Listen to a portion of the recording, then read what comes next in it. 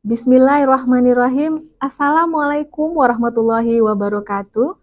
Salam Om Swastiastu, Namo Buddhaya, salam kebajikan. Salam sejahtera untuk kita semua. Perkenalkan, saya Rahma Yulita. Saya merupakan salah satu dosen program studi S1 Manajemen di Sekolah Tinggi Ilmu Ekonomi Mahaputra Riau.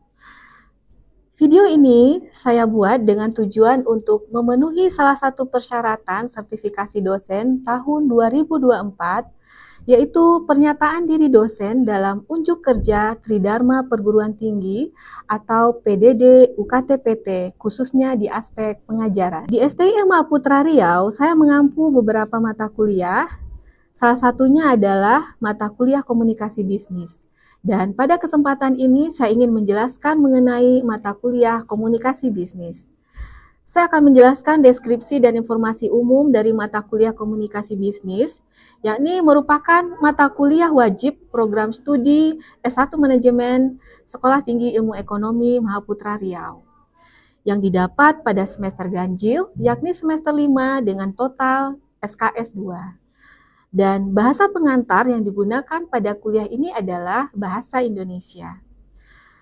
Capaian pembelajaran lulusan atau CPL program studi S1 Manajemen yang dibebankan pada mata kuliah ini adalah menguasai konsep teoritis bidang pengetahuan dan praktik berkomunikasi, khususnya yang berkaitan dengan aktivitas bisnis, yakni sebagai berikut. Yang pertama, menunjukkan sikap bertanggung jawab atas pekerjaan di bidang keahliannya secara mandiri. Yang kedua, prinsip dan teknik komunikasi yang baik dan efektif secara lisan dan tulisan dengan menggunakan bahasa Indonesia dan minimal satu bahasa internasional. Ketiga, mampu berkomunikasi secara lisan dan tulisan dalam pekerjaan dengan menggunakan bahasa Indonesia yang baik dan benar, serta menguasai bahasa internasional. Keempat, mampu berbicara di depan publik sesuai dengan tugas, wewenang, dan tanggung jawab yang diberikan untuk menciptakan citra dan reputasi baik di masyarakat. Adapun untuk capaian pembelajaran mata kuliah atau CPMK pada akhir perkuliahan ini ada 4. Yang pertama, mahasiswa memiliki pengetahuan dan memahami konsep dan fungsi-fungsi komunikasi bisnis. Yang kedua, mahasiswa dapat memahami dan mampu menyusun pesan-pesan bisnis, terutama secara tertulis, mengidentifikasi informasi, surat, dan laporan bahasa presentasi. Yang ketiga, mahasiswa dapat melakukan diskusi, presentasi bisnis, maupun negosiasi dengan cara yang benar dan menggunakan bahasa Indonesia yang efektif. Yang keempat, mahasiswa mampu mengimplementasikan teori komunikasi bisnis melalui penulisan resume, penulisan lamaran pekerjaan, dan wawancara kerja. Untuk itu, pokok bahasan mata kuliah ini mencakup dasar-dasar komunikasi bisnis, komunikasi penyeliaan, teknologi komunikasi dan informasi bisnis, komunikasi bisnis lintas budaya, perencanaan pesan bisnis, dasar-dasar korespondensi bisnis, pembuatan laporan proposal dan rilis berita, komunikasi lisan, presentasi bisnis, negosiasi bisnis, penulisan resume, penulisan lamaran pekerjaan, dan wawancara kerja.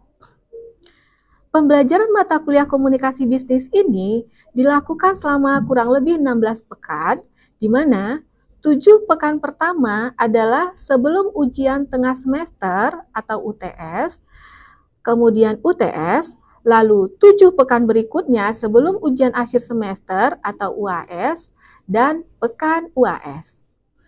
Output mata kuliah ini adalah hasil presentasi, notulen hasil praktik rapat, dan video hasil melakukan negosiasi serta wawancara kerja. Adapun metode pengajaran yang saya gunakan adalah dengan pembelajaran DIA, yakni Delivery, Interaction, dan Assessment. Delivery di sini merupakan bagaimana saya menyampaikan materi kepada mahasiswa dengan baik. Ada 3 metode delivery pembelajaran yang saya lakukan. Yang pertama, dengan ceramah. saya menyampaikan materi secara verbal, di mana nantinya mahasiswa akan mendengarkan dan mencatat. Biasanya, saya akan menggunakan beberapa referensi berupa buku atau sumber dari internet seperti website dan YouTube yang sudah saya cek kredibilitasnya, serta beberapa sumber pustaka. Saya juga akan membuat slide presentasi serta handout kuliah yang interaktif di setiap perkuliahannya. Yang kedua adalah diskusi. Pada metode ini, saya akan memberikan topik terlebih dahulu, di mana topik tersebut relevan dengan materi yang sedang dipelajari.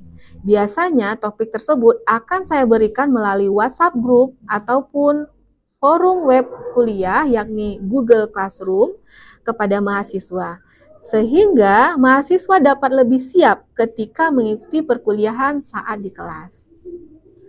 Saya biasanya akan membentuk kelompok-kelompok kecil yang beranggotakan 3-5 orang. Kemudian saya akan meminta mahasiswa untuk berdiskusi selama lebih kurang 20 menit ke depan. Kemudian mereka dapat menyampaikan hasil dan mempresentasikannya di depan kelas. Menurut saya, dengan menggunakan metode diskusi ini, mahasiswa dapat berpikir kritis dalam mengemukakan pendapat serta dapat bertukar pikiran dalam memecahkan suatu permasalahan. Metode yang ketiga adalah problem-based learning. Dalam metode ini, saya meminta mahasiswa bekerja secara berkelompok untuk menyelesaikan suatu permasalahan atau case. Nah, selanjutnya, mahasiswa dapat mencari informasi yang relevan, menganalisis studi kasus tersebut, dan merancang solusi yang tepat. Menurut saya, menggunakan metode problem-based learning ini sangat bermanfaat bagi mahasiswa, karena mahasiswa dapat mengalami dan mendalami materi, menghubungkannya dengan konteks di dunia nyata. Yang kedua dalam metode DIA adalah interaction. Interaction adalah bagaimana saya berinteraksi dengan mahasiswa. Di dalam kelas, saya selalu mendukung mahasiswa untuk bertanya ataupun memberikan jawaban pertanyaan mengenai isu-isu topik yang sedang dibahas, sehingga perkuliahan dapat berjalan secara dua arah. Ketiga adalah assessment. Assessment adalah bagaimana saya menilai kemampuan mahasiswa saya dengan menggunakan bobot penilaian yang telah disepakati bersama pada saat awal perkuliahan, dengan harapan mahasiswa mengetahui bobot penilaian di awal sehingga dapat mengikuti perkuliahan dengan baik dan penuh antusias. Pembobotannya adalah sebagai berikut. Yang pertama, kuis interaktif sebanyak 20%, penugasan terstruktur baik mandiri maupun kelompok sebanyak 15%, UTS sebanyak 20%, UAS sebanyak 30%, dan absensi sebanyak 15%. Dengan total pembobotan hasil evaluasi pembelajaran sebesar 100%. Demikian informasi yang bisa saya sampaikan mengenai mata kuliah komunikasi bisnis untuk mahasiswa program studi S1 Manajemen Sekolah Tinggi Ilmu Ekonomi Mahaputra Riau. Berikutnya merupakan cuplikan dari hasil pembelajaran yang saya laksanakan secara tatap muka di ruang kelas pada pertemuan kedua. Selamat menyaksikan. Assalamualaikum warahmatullahi wabarakatuh. Waalaikumsalam. Selamat pagi. Pagi. Iya, luar biasa. Terima kasih tepuk tangan untuk kita semua. Sebelum memulai pelajaran, ya kita baiknya berdoa terlebih dahulu ya. Silakan ketua kelas pimpin doanya.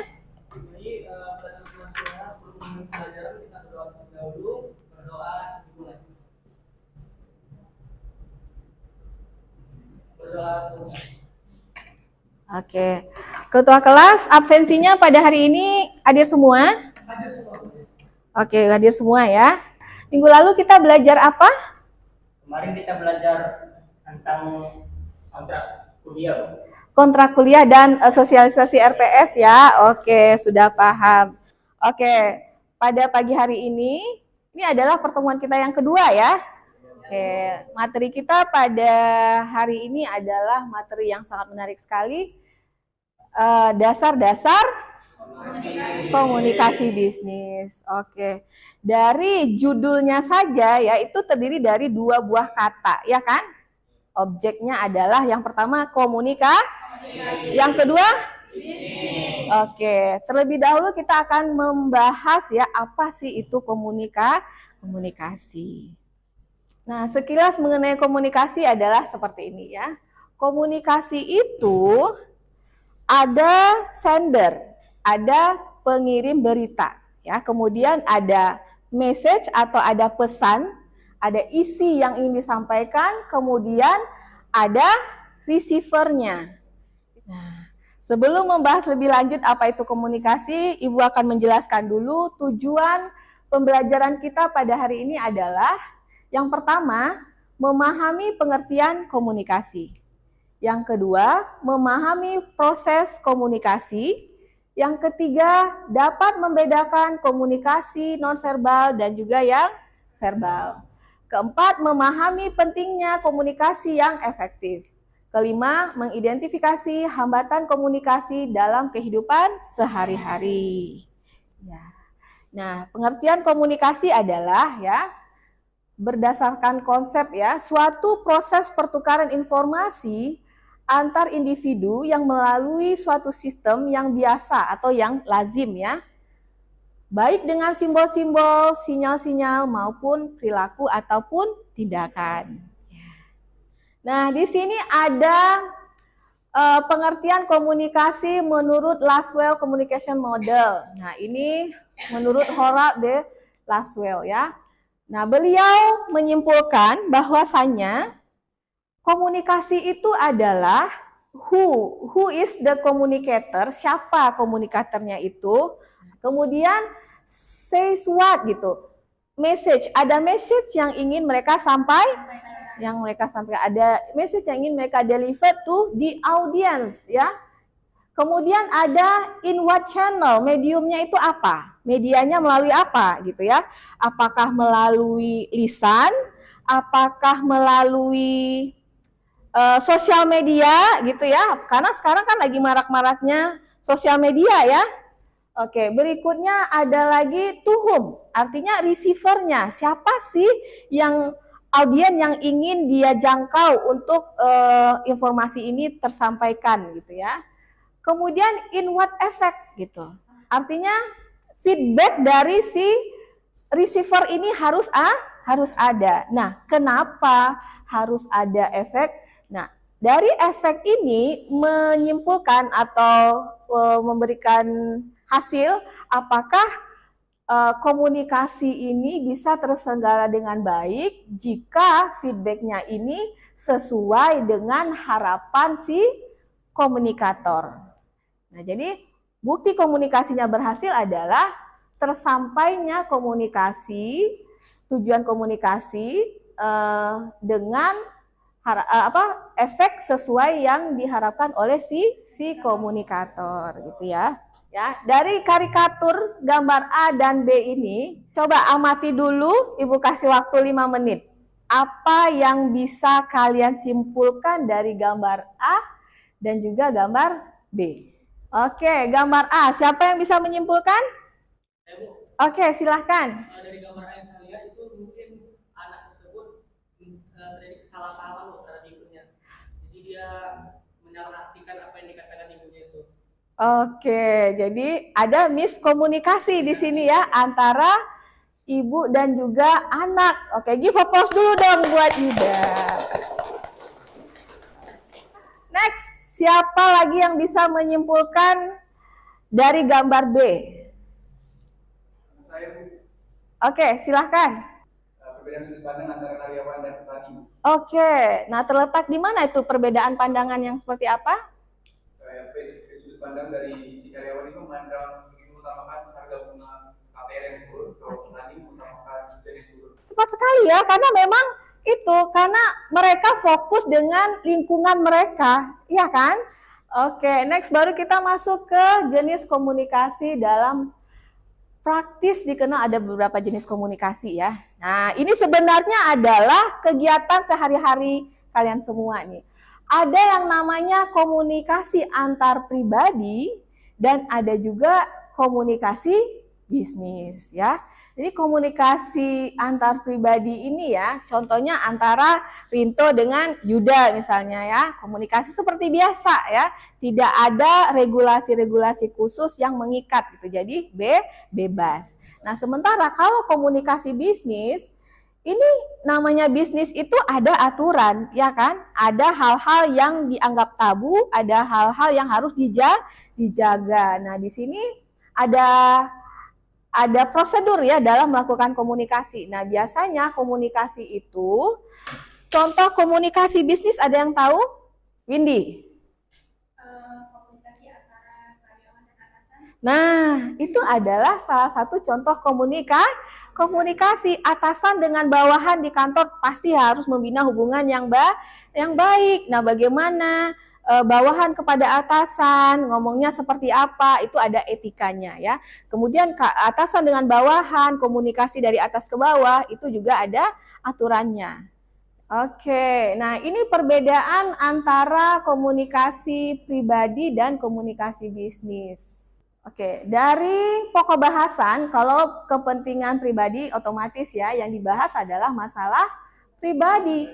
Kalau kepentingan bisnis itu adalah masalah bisnis yang akan dipaparkan. Bahasa yang digunakan. Nah, kalau kepentingan pribadi itu bahasanya campuran.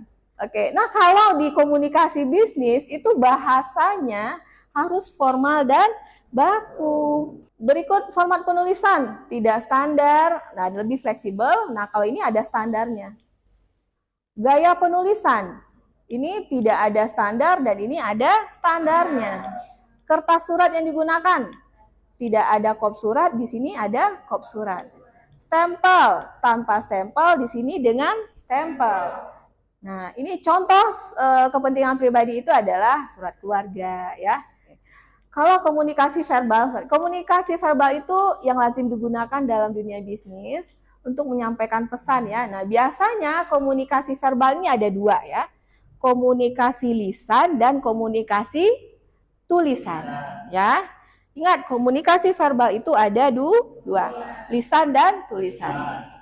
Kalau komunikasi nonverbal, sebuah proses penggunaan pesan tanpa kata yang menimbulkan makna. Contoh nih, dengan tatapan mata, itu ada makna nggak? Ada. Dengan tadi anggu-anggu atau geleng-geleng itu juga ada maknanya, gitu ya. Komunikasi nonverbal itu contohnya apa? Kayak di jalan raya, itu kan ada yang harus kita lihat gitu ya. Apa itu? Rambu-rambu lalu lintas. Itu adalah salah satu contoh komunikasi nonverbal ya. Nah, bentuk komunikasi verbal dalam dunia bisnis itu ada yang berbicara dan menulis. Nah, kalau kita berbicara dan menulis, itu artinya kita mengirim berita. Harus bisa membedakan ya, pada saat menerima itu kita berarti membaca dan mendengar ya. Nah, kelebihan berbicara dan menulis. Nah, kalau berbicara kelebihannya menyampaikan pesan bisnis dengan berbicara.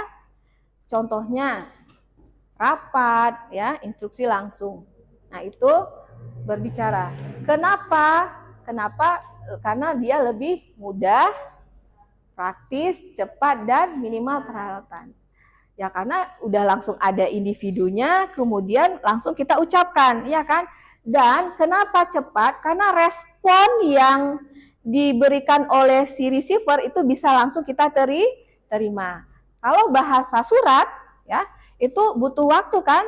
Take time dulu. Jadi mereka harus mensortir lagi suratnya, kemudian diserahkan kepada siapa yang menerima, kemudian barulah direspon.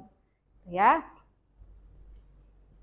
Nah, berbicara dan menulis. Nah, kelebihan menulis, nah biasa ya, contoh menulis itu adalah surat bisnis, memo, dan laporan. Oke.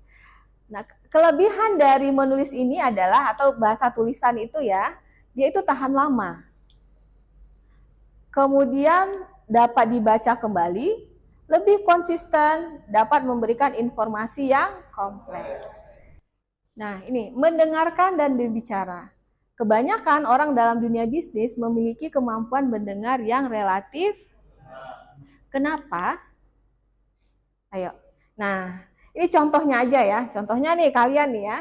Misalnya mahasiswa ketika mengikuti kuliah, pada hari pertama kan banyak hal yang didapat gitu ya. Namun pada hari-hari berikutnya, materi yang masih diingat, dipahami, dan dimengerti semakin banyak berkurang.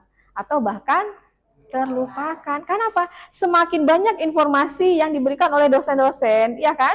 Nah, otomatis banyak tuh ilmu yang didapat. Jangan sampai ya, banyak masuk kemudian banyak keluarnya. Nah, ini dia. Komunikasi non-verbal. Tadi verbal, nah sekarang non-verbal. Sebelum manusia menggunakan kata-kata, mereka telah menggunakan gerakan-gerakan tubuh, bahasa tubuh ya atau body language sebagai alat komunikasi dengan orang lain ya. Nah, contoh komunikasi nonverbal ada apa aja? Bahasa isyarat, ekspresi wajah, sandi, simbol-simbol, intonasi suara, dan terakhir warna. Nah, kita masuk ke komunikasi yang efektif. Ayo, satu orang siapa yang bisa membacakan? Rinto, silahkan Rinto. Komunikasi efektif. Komunikasi yang efektif berperan penting dalam organisasi. Namun, komunikasi yang tidak efektif menjadi hambatan bagi pihak yang saling berkomunikasi. Hambatan dalam komunikasi yang efektif adalah yang pertama, mendengarkan yang hanya ingin didengar. Yang kedua, mengabaikan informasi yang tidak ingin didengar. Yang ketiga, menilai dari sumber informasi yang didapat. Yang keempat, menilai persepsi Dan yang berbeda dengan persepsi sendiri. Yang kelima, pengaruh emosi diri sendiri. Yang keenam, gangguan media informasi. ya. Jadi itu adalah komunikasi yang efektif dan hambatan-hambatan apa ya sehingga komunikasi itu tidak efektif. Makanya ya, pada saat kita berkomunikasi, hindari yang ini. Nah, sekarang kita masuk ke tugas akhirnya nih ya. Tugasnya seperti biasa berkelompok ya. Oke, nah nanti hasilnya itu kalian harus presentasikan di depan kelas. Jadi ini tugasnya adalah ya, kalian menganalisa kasus ya, diagnosa kasus ini sebenarnya apa sih yang terjadi ya. Karena biasanya struktur organisasi itu kan memang harus berjenjang ya. Seorang supervisor departemen, dia itu berulang kali melapor langsung kepada direktur utama. Jadi loncat nih ya. Nah, jika ingin meminta hal-hal yang penting gitu. Padahal seharusnya supervisor departemen tersebut bertanggung jawab langsung kepada CGM, ya kan? Sebagai atasannya. Nah, mengapa bisa terjadi hal semacam itu? Lakukan diagnosa masalah dan tentukan penyelesaian kasus komunikasi tersebut. Oke, silakan bentuk kelompoknya. Ibu kasih waktu 20 menit dari sekarang. Ya, silakan.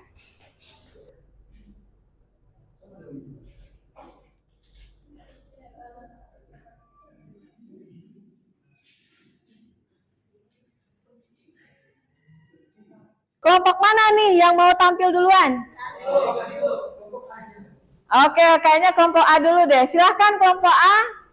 Baik, assalamualaikum warahmatullahi wabarakatuh. Waalaikumsalam warahmatullahi wabarakatuh. Selamat pagi semuanya. Pagi. Kami dari kelompok A ingin mempresentasikan hasil diskusi kami mengenai komunikasi antara bawahan dengan atasan. Sebelumnya, terima kasih atas kesempatan yang diberikan oleh dosen pengampu, Ibu Rahma Yulita yang telah memberikan kesempatan kepada kami. Baik, langsung saja kami mulai saja. Untuk sebelumnya, kami akan menjelaskan mengenai studi kasusnya terlebih dahulu yang akan dibacakan oleh Tresya. Pada Tresya dipersilakan. Baiklah, berikut soalnya. Seperti yang sudah diketahui, struktur organisasi harusnya berjenjang. Namun proses komunikasi antara bawahan dengan atasan sudah menyalahi aturan tersebut. Dalam kasus ini, seorang supervisor departemen berulang kali melapor langsung kepada direktur utama jika ingin meminta hal-hal penting tertentu.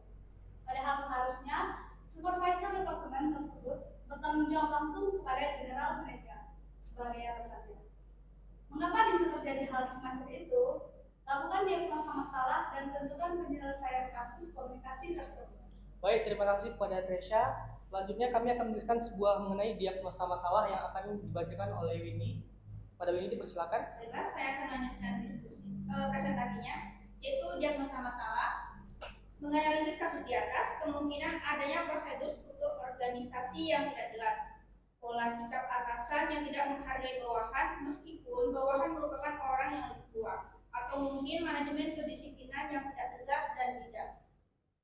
Baik, terima kasih kepada Windy. Selanjutnya tentang penyelesaian kasusnya akan dibacakan oleh Pak Delvi. Pak Delvi dipersilakan. Penyelesaian kasus. General Manager harus melakukan komunikasi dengan Direktur Utama untuk membicarakan segala permasalahan yang ada dan sudah terjadi guna mempertegas lagi peran dan tanggung jawab masing-masing individu sesuai dengan prosedur struktur organisasi. Dalam hal ini, kepemimpinan Direktur Utama sangat kurang. Semua masalah yang ada di departemennya harus dikomunikasikan kepada GM, sehingga dia memiliki tanggung jawab untuk memecahkan masalah terlebih dahulu. Baik, terima kasih kepada Devi atas penjelasannya. Mungkin itu saja yang bisa kami dapat sampaikan. Terima kasih atas perhatian semuanya. Apabila kami ada kesalahan kata, kami mohon maaf. Assalamualaikum warahmatullahi wabarakatuh. Waalaikumsalam warahmatullahi wabarakatuh. Selamat pagi semuanya. Pagi. Oke, give applause buat teman-teman yang sudah maju. Silahkan. Oke, tadi kalian sudah mempresentasikan tugas kelompoknya. Bagus sekali. Coba give applause dulu dong buat grup yang tampil. Terima kasih ya.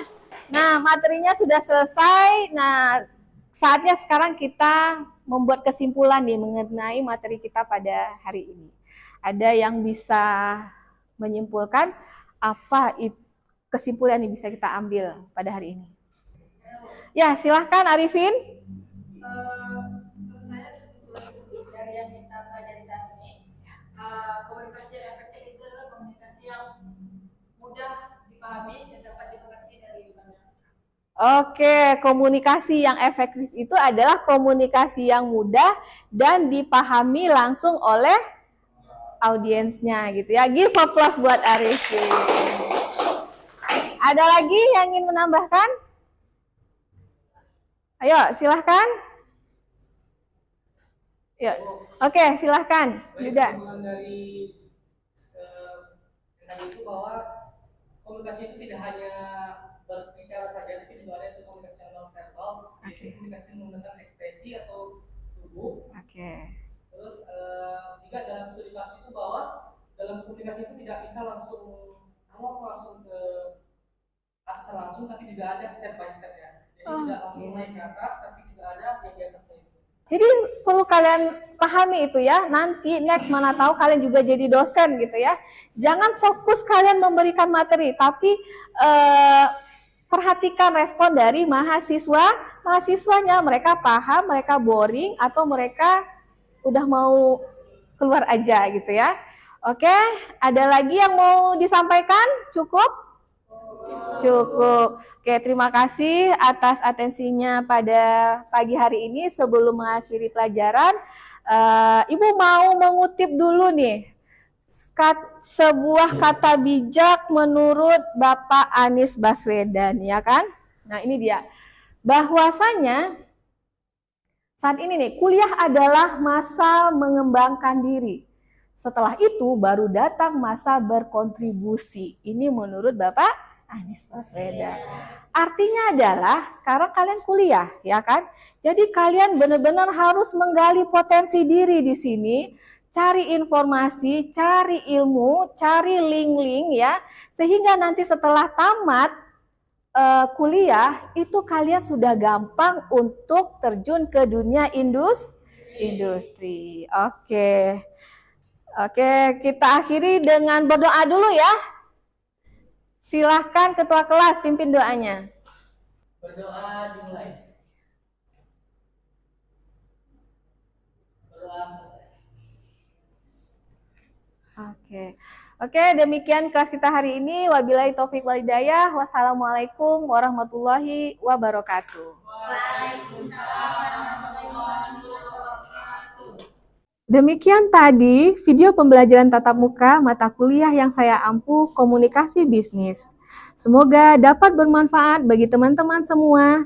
Terima kasih, sampai jumpa dan Wassalamualaikum warahmatullahi wabarakatuh.